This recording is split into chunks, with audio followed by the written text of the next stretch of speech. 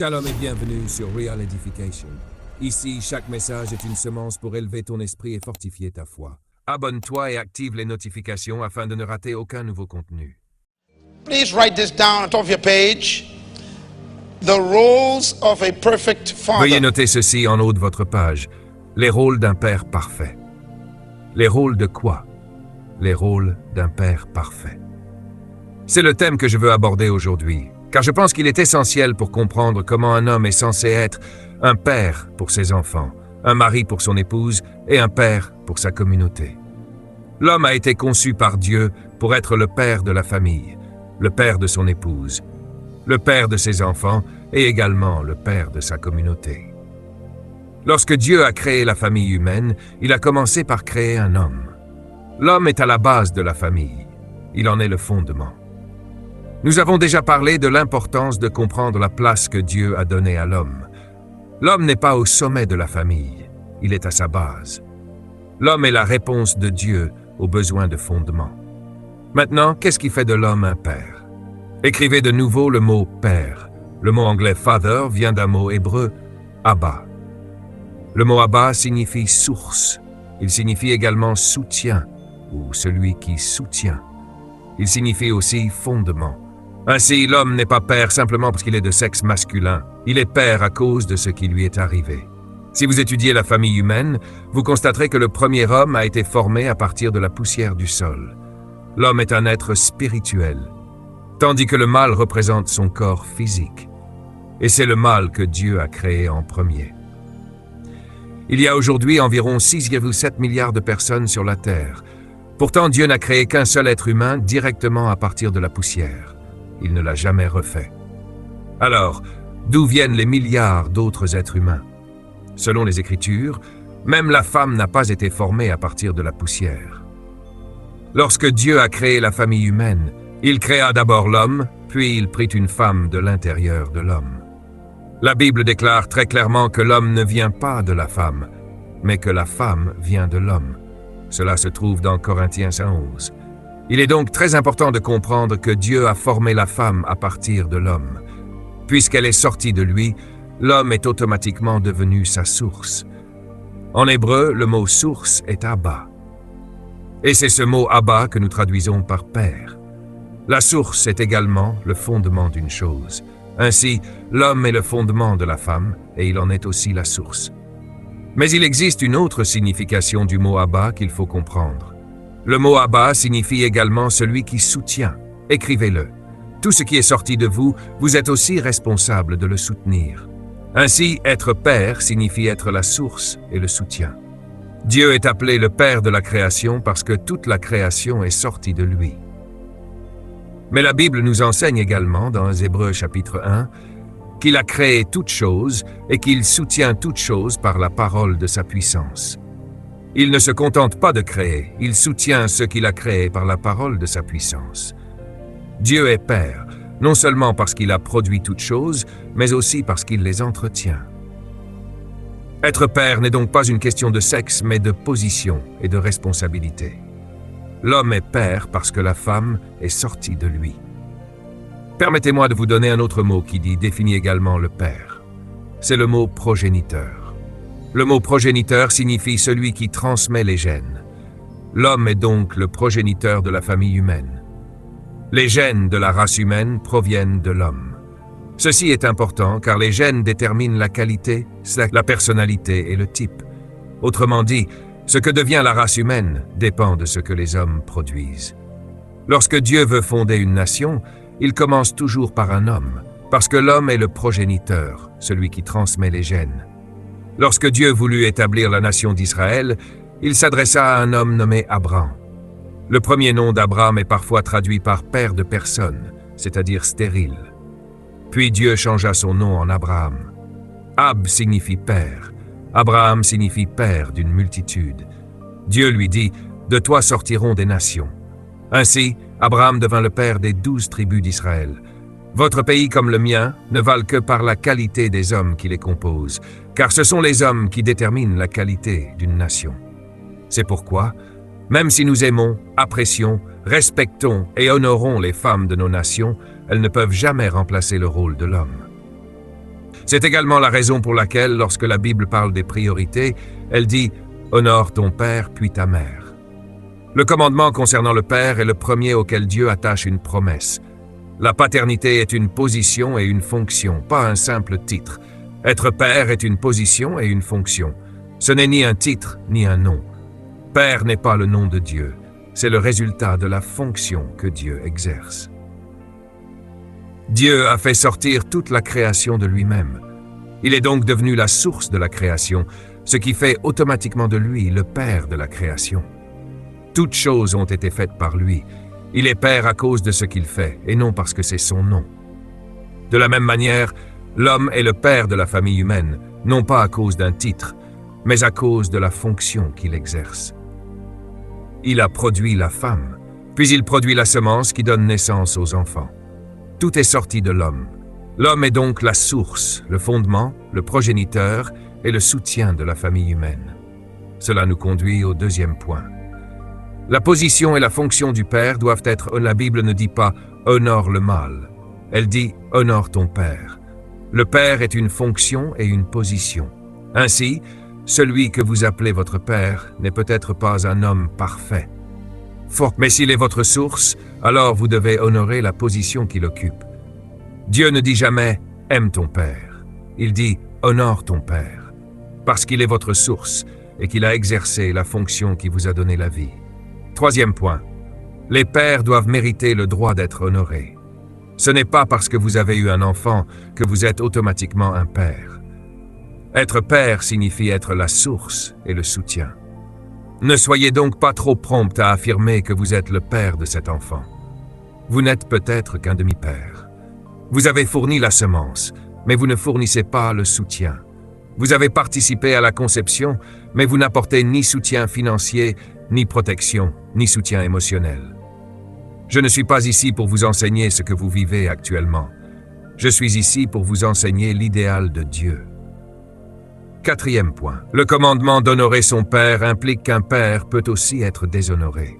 Lorsque Dieu a dit « honore ton père », il sous-entendait également qu'il est possible de déshonorer son père.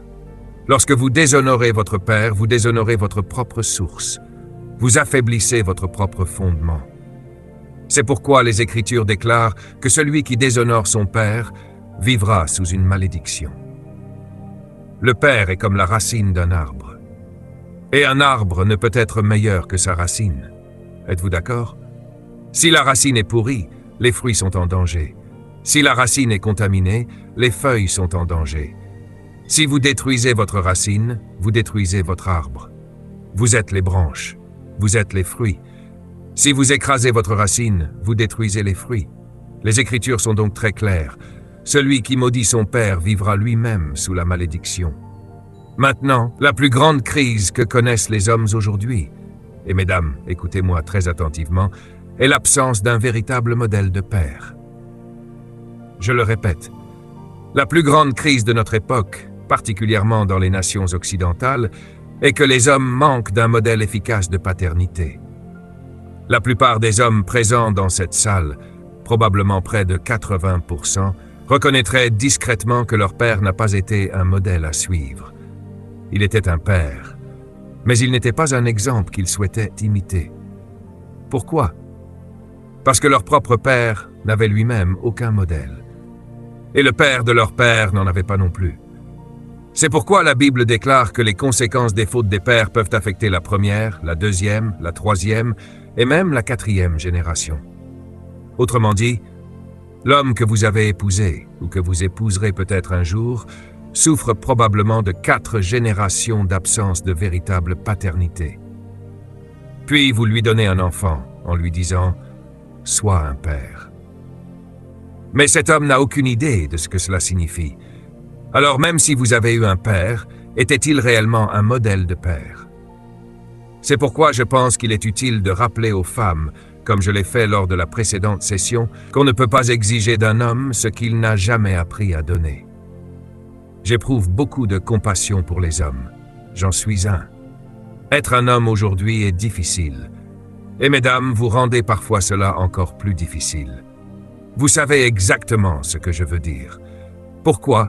Parce que beaucoup de femmes exigent des hommes ce qu'ils sont incapables de donner. L'homme se met alors en colère parce qu'il ne peut pas répondre à ses attentes. C'est l'une des raisons pour lesquelles il y a tant de violences conjugales dans de nombreux foyers. On demande à l'homme d'accomplir quelque chose qu'on ne lui a jamais appris à faire. C'est difficile. L'une des phrases que j'entends le plus souvent chez les hommes est celle-ci. « Femme, qu'attends-tu encore de moi ?» C'est une phrase profonde. Il faut la méditer. Vous vivez avec lui depuis 3 ans et lui cherche toujours à comprendre ce que vous attendez réellement de lui. C'est un cri de détresse. Il dit en réalité « Je suis bloqué. J'ai essayé tout ce que je savais faire. J'ai fait tout ce que je pouvais. Que veux-tu encore de moi ?» Et elle répond « Je ne sais pas, mais j'en veux davantage. » Alors la pression monte, la tension s'installe, et cet homme reste bloqué parce qu'il n'a jamais eu de modèle. Il n'a reçu aucune formation. Il ne sait pas comment être un homme, un père ou un mari. Il est sous une pression constante. Il réagit alors par la colère. Et parfois, cette colère dégénère en violence physique. Écoutez bien, ce point est extrêmement important. Que faire si votre père terrestre a été un échec? Je m'adresse d'abord aux hommes. Que faire si votre père terrestre a été un échec? Maintenant, je pose la même question aux femmes. Que faire si votre père terrestre a été un échec? C'est probablement l'expérience de la plupart d'entre vous aujourd'hui. Que faire dans ce cas? Eh bien, j'ai une réponse pour vous. Jésus a prononcé ces paroles dans Matthieu, chapitre 5. Notez cette référence. Nous allons lire le verset 48. Jésus dit, open quote, « Soyez donc parfaits comme votre Père céleste est parfait. » Close quote. Si votre Père terrestre a échoué, Dieu vous offre un modèle. Vous n'êtes pas obligé de ressembler à votre Père terrestre. Si votre Père a été absent toute votre vie, vous avez malgré tout un modèle à suivre. Vous ne pouvez donc pas dire à votre épouse ou à vos enfants « Je suis simplement comme mon Père ». Non. Vous avez un autre Père que vous pouvez suivre. Soyez donc parfaits comme votre Père céleste est parfait. Si la terre vous déçoit, tournez-vous vers le ciel. Si vous ne trouvez pas de modèle sur la terre, cherchez votre modèle dans le ciel. Car Dieu dit qu'il n'y a aucune excuse. Vous pouvez prendre son modèle et l'appliquer sur la terre. La question est donc la suivante. Quel est le modèle parfait de la paternité selon Dieu? C'est précisément ce dont nous allons parler aujourd'hui, le rôle du Père parfait. Je pense que la meilleure façon d'aborder ce sujet est de répondre à cette question. Comment reconnaît-on un Père parfait? Je crois qu'on reconnaît un Père parfait à travers son Fils. Les enfants révèlent la qualité de leur Père. Êtes-vous d'accord? En effet, Jésus a déclaré « Celui qui m'a vu, moi le Fils, a vu le Père. » Voilà le véritable Père. Si nous voulons savoir ce qu'est un bon Père, nous devons observer le Fils, étudier ce que le Fils fait, étudier ce qu'il dit, étudier sa manière de penser, car tout cela est le reflet de ce que le Père a communiqué. Jésus est le Fils parfait, donné par le Père parfait, afin de nous révéler le modèle parfait de la paternité. Voici maintenant la liste que j'ai établie en étudiant la vie de Jésus. Je vais vous la présenter. Jésus a reçu 10 choses de son Père, et toute personne, en particulier tout homme, devrait recevoir ces 10 choses de son Père. Premièrement, l'identité. Dites l'identité. Deuxièmement, le travail. Jésus a reçu son travail de son Père. Troisièmement, sa mission. Il a reçu son but de son Père. Quatrièmement, son héritage. Il était fier d'être associé à son Père. Cinquièmement, la puissance. Il a reçu sa puissance de son Père. Sixièmement, l'autorité. Il a reçu son autorité de son Père. Septièmement, la légitimité. Il a reçu sa légitimité de son Père. Huitièmement, sa destinée. Son sens de l'avenir venait de son Père. Neuvièmement, sa famille. Il a reçu sa famille de son Père. Et enfin, dixièmement, son message. Cette liste est extrêmement importante. Si vous l'observez attentivement, vous constaterez que le premier élément est justement celui avec lequel la plupart des hommes luttent aujourd'hui, l'identité. C'est quelque chose que l'on reçoit de son Père. Si un homme n'a pas d'identité, alors il est sans identité. Et s'il est sans identité, il ne sait pas qui il est. Et si vous l'épousez, vous épousez quelqu'un qui ne sait pas qui il est. Voilà pourquoi, lorsqu'un homme ignore qui il essaie constamment de devenir quelqu'un d'autre. Il porte l'identité des autres. Il porte des marques comme Nike, Calvin Klein ou Fubu. Il emprunte l'identité d'autres personnes parce qu'il n'en possède pas lui-même. Pourquoi un jeune veut-il absolument acheter une paire de chaussures à 200 $? Parce que son père ne lui a jamais donné un sentiment d'identité. Il cherche donc à s'identifier à quelqu'un d'autre. Il se coupe les cheveux comme LeBron James. Il porte les mêmes chaussures que Michael Jordan. Pourquoi? Parce qu'il manque d'identité. Il doit la trouver chez quelqu'un d'autre. C'est également pour cette raison qu'il rejoint des gangs et s'habille comme les autres. Parce que son père ne lui a jamais transmis un véritable sentiment d'identité. La première chose que Dieu donna à Adam fut son image. Faisons l'homme à notre image. Si un homme ne possède pas une image claire de lui-même, alors vous êtes marié à quelqu'un qui souffre d'une profonde confusion identitaire. Il changera constamment. Le lundi, il sera une personne. Le mardi, une autre. Et le week-end, il changera encore. Le matin, il sera aimable. Le soir, il deviendra agressif. Et vous vous demanderez qu'est-ce qui ne va pas chez cet homme. Il est simplement confus quant à son identité. C'est le Père qui fournit cette identité. Permettez-moi d'ajouter un point très important. Jésus a également reçu son message de son Père. Tout ce qu'il disait, il le recevait de son Père.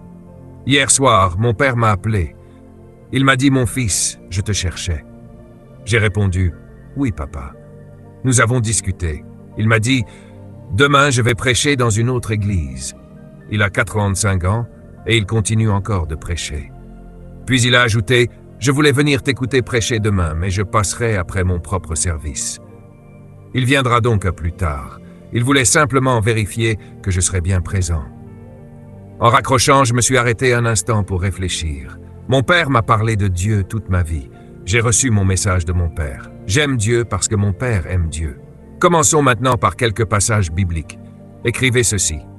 Premier point. Le Père fournit le modèle. Répétez. Le Père fournit le modèle. Un Père parfait offre un modèle à suivre. Mesdames, notez cela, car c'est ainsi que l'on évalue un homme. Dans Jean chapitre 5, nous découvrons que le Père fournit au Fils le modèle à imiter. Le Père est le modèle que les fils reproduisent. Je suis vraiment désolé que le projecteur ne fonctionne pas, car j'avais beaucoup de choses à vous montrer.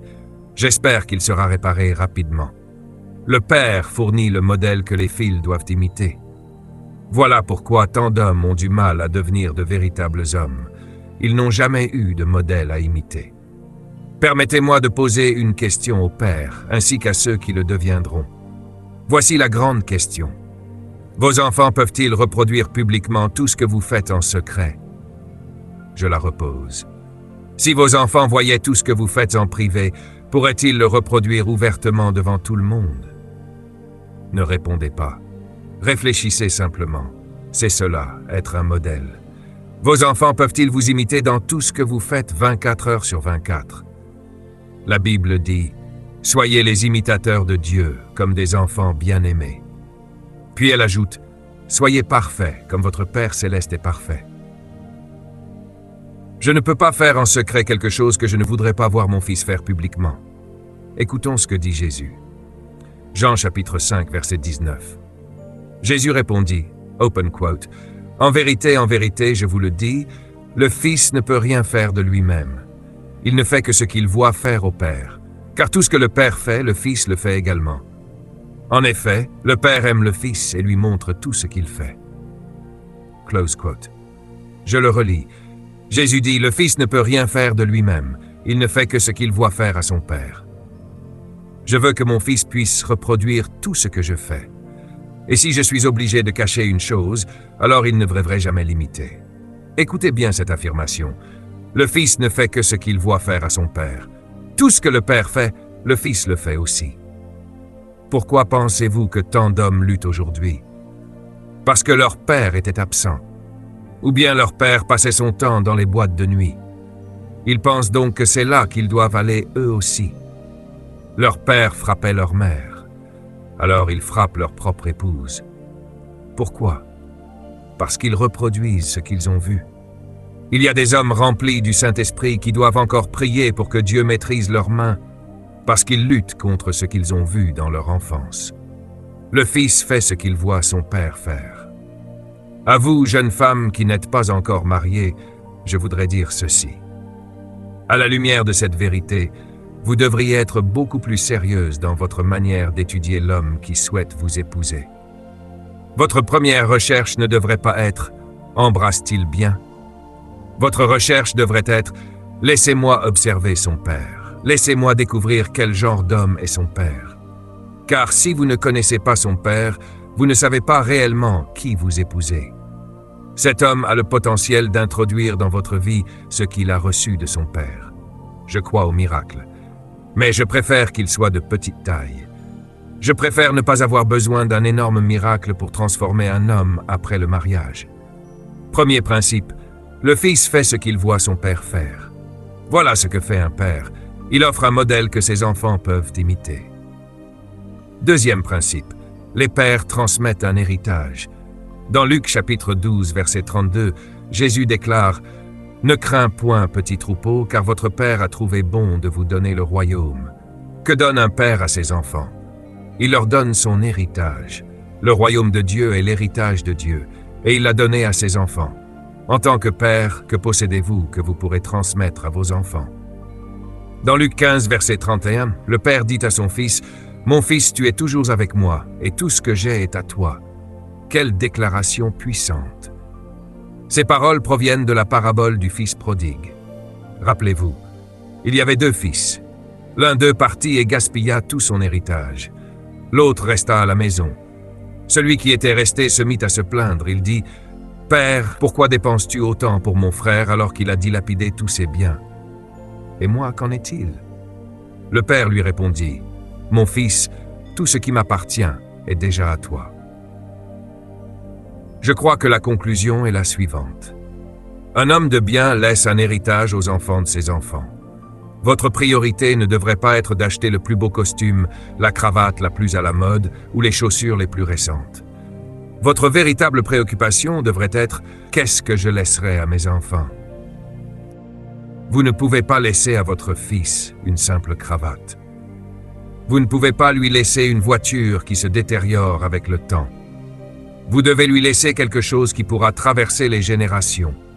Parfois, il faut accepter de porter le même pantalon pendant longtemps afin de pouvoir acheter ce terrain. Portez ce même pantalon aussi longtemps qu'il le faudra, parce que vous voulez transmettre à vos enfants quelque chose qui vous appartient réellement. Le Père dit « Tout ce qui est à moi est à toi, mon fils. » Dans Luc 22, verset 29, Jésus déclare « Je vous confère le royaume comme mon Père me l'a conféré. » Imaginez cela. Son Père lui a donné un royaume. Pouvez-vous offrir à vos enfants un meilleur pays? C'est ainsi que je considère les Bahamas. Je me dis, avant de quitter cette terre, je veux laisser ce pays dans un meilleur état pour mes enfants. Un bon père donne à ses enfants non seulement ce qu'ils possèdent, mais aussi un meilleur endroit où vivre. C'est pourquoi je suis fier de vous encourager à vous engager dans la vie de votre nation. Votre rôle dans le gouvernement est important pour vos enfants, pas seulement pour vous-même. Je m'adresse à tous les responsables politiques présents ici ce matin. Nous en avons plusieurs parmi nous. Continuez à travailler, mais ne travaillez pas uniquement pour un parti politique. Travaillez pour vos enfants. Donnez à vos enfants un meilleur royaume dans lequel vivre. Tout ce que vous accomplissez en tant que bon père doit être transmis à vos enfants. Troisième principe, les pères inspirent la confiance à leurs enfants. C'est un sujet important. Qu'ai-je dit? Les pères créent un climat de confiance. Les enfants doivent pouvoir faire confiance à leur père. Vous devez être digne de la confiance de vos enfants. Mais les pères doivent également apprendre à faire confiance à leurs enfants. Lorsque je lis ce passage dans Luc chapitre 23 où Jésus déclare « Père, je remets mon esprit entre tes mains », je me pose cette question. Pouvez-vous remettre toute votre vie entre les mains de votre Père? Pouvez-vous dire « Papa, je te confie toute ma vie, je te fais confiance. Père, entre tes mains, je remets mon esprit. » Votre fille peut-elle vous confier son corps sans craindre que vous ne l'abusiez? Peut-elle dormir sous le même toit que vous sans avoir peur que vous la touchiez de manière inappropriée? Peut-elle réellement vous confier sa vie? Combien d'enfants présents aujourd'hui portent encore les blessures d'un père à qui ils ne pouvaient pas faire confiance avec leur propre corps? Père, entre tes mains je remets mon esprit. Je te fais confiance, Seigneur. Vos enfants peuvent-ils vous faire confiance? Peuvent-ils dire, « Papa, je te confie cette maison dans laquelle nous vivons. Tu la protégeras jusqu'à ce que je grandisse. » Ou bien allez-vous la vendre pour satisfaire votre passion du jeu? Allez-vous mettre en jeu la maison de vos enfants dans des paris? Ils pourraient dire, « Papa, je n'ai que 15 ans. Est-ce que cette maison sera encore là quand je serai adulte? Ou vas-tu la perdre dans le jeu, ou la donner à une autre femme? » Un véritable père est digne de recevoir entre ses mains toute la vie de ses enfants. Voilà ce qu'est un père parfait. Voici un autre passage très important, Jean chapitre 3, verset 35. Il est écrit, « Le Père aime le Fils et a remis toutes choses entre ses mains. » Nous voyons ici une confiance réciproque. D'abord, le Fils fait confiance au Père. Puis le Père fait confiance au Fils. Pouvez-vous remettre votre entreprise à votre Fils en lui disant, « Mon Fils, fais-la prospérer davantage. » Pouvez-vous lui confier une somme d'argent en disant, « Fais-la fructifier. » Il ne suffit pas que vos enfants vous fassent confiance. Les avez-vous suffisamment formés pour que vous puissiez vous aussi leur faire confiance? Ce que votre fils fera de ce que vous lui remettez, ou ce que votre fille fera de ce que vous lui confiez, révélera quel genre de père vous avez été. Si vous consacrez 40 ans à bâtir une entreprise, puis que votre fils la détruit en 40 mois, alors ce père a échoué dans sa mission. Jésus a dit, « Mon Père m'a tout remis. Il me fait confiance. » Dans Jean chapitre 5, verset 36, Jésus déclare, « Les œuvres que le Père m'a donné d'accomplir, celles-là même que j'accomplis, témoignent que le Père m'a envoyé. » Lorsque je lis ce passage, je réfléchis profondément. Vous avez peut-être une excellente carrière, monsieur. Mais si vous mouriez aujourd'hui, qu'est-ce que vos enfants hériteraient réellement? Ils ne peuvent pas hériter de votre poste dans cette entreprise. C'est pourquoi le livre des Proverbes ainsi que Ecclésiaste sont si importants. Ecclésiaste dit « Sème ta semence le matin, et le soir ne laisse pas tes mains se reposer. » Autrement dit, travaillez de 9h à 17h pour votre employeur. Mais de 17h30 jusqu'à minuit, travaillez à bâtir votre propre entreprise. Car vos enfants ne pourront pas hériter de votre emploi. En revanche, ils pourront hériter de votre entreprise. Faites quelque chose de productif pendant votre temps libre. Pensez à vos enfants. Pensez à vos petits-enfants.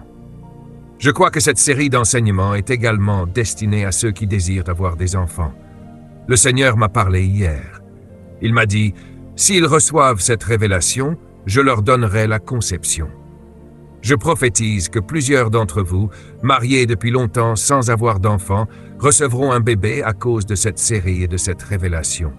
Au nom de Jésus, Dieu vous donnera un enfant. Ce sera un enfant miracle. Pourquoi?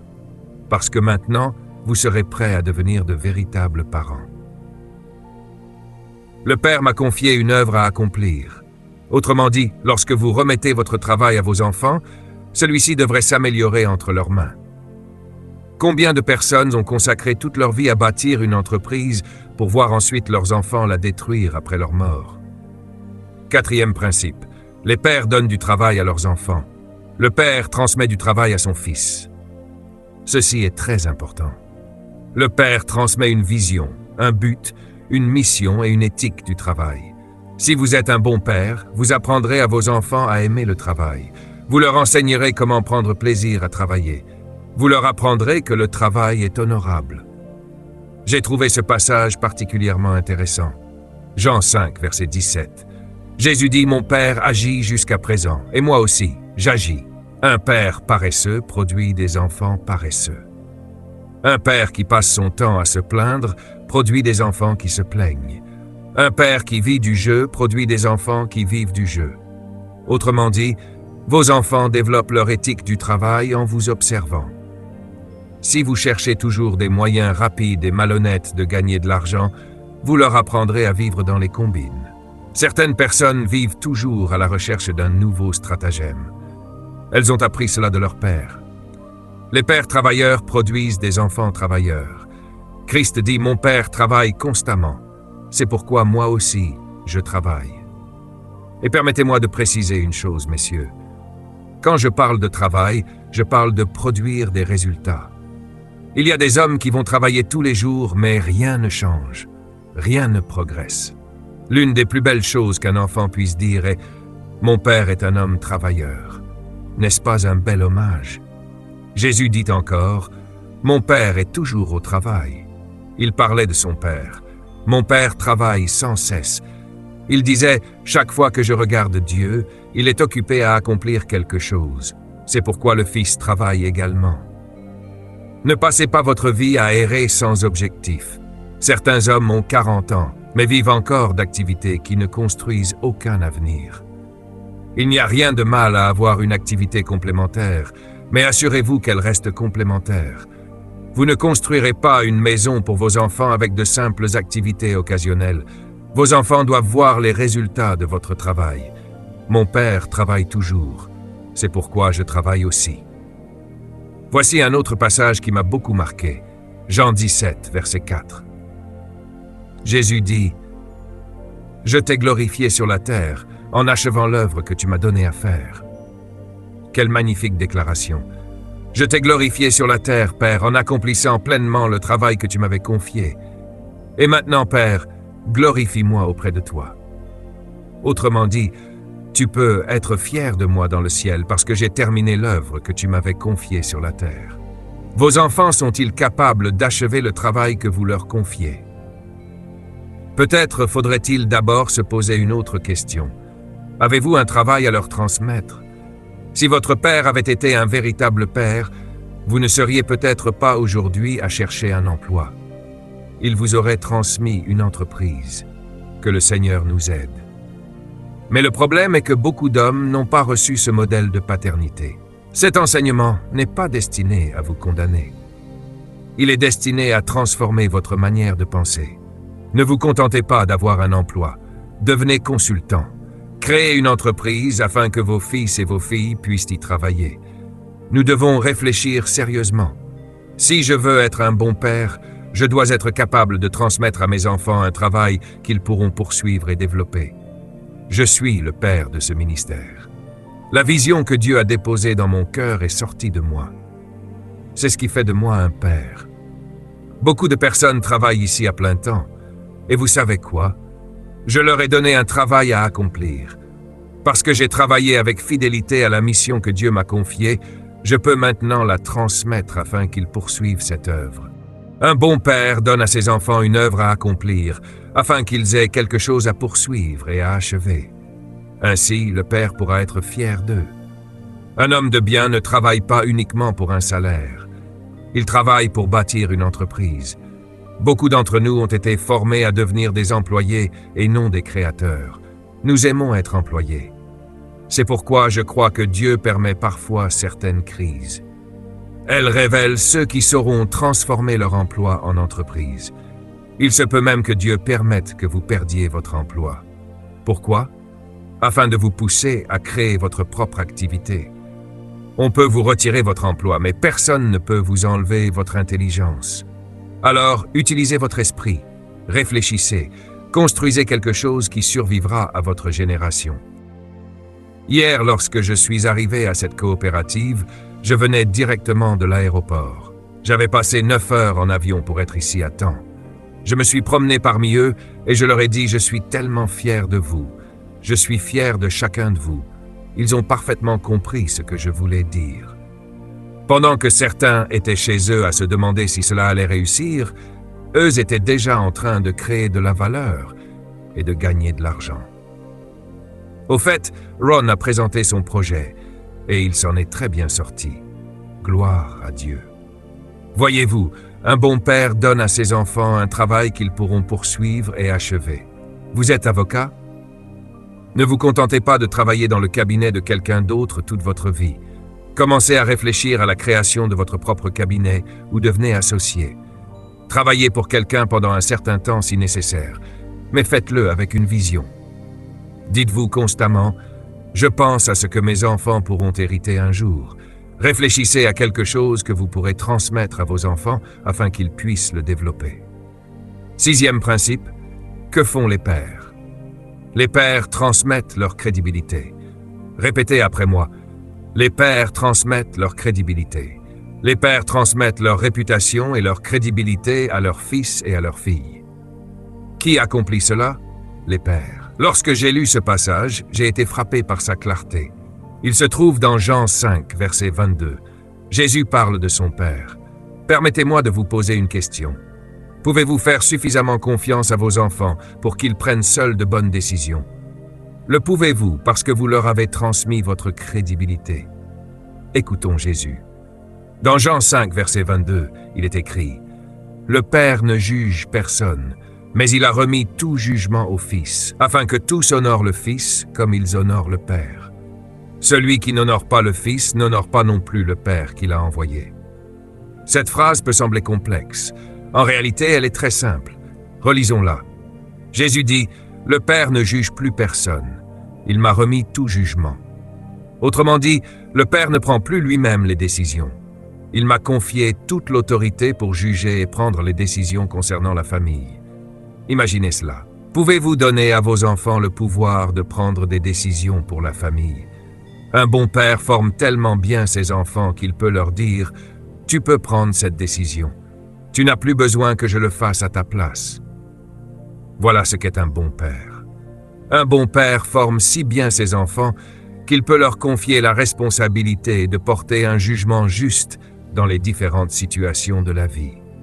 Jésus ajoute « afin que tous honorent le Fils comme ils honorent le Père. » Lorsque mon fils est revenu de l'université et que nous avons lancé une nouvelle entreprise, je lui ai remis la direction.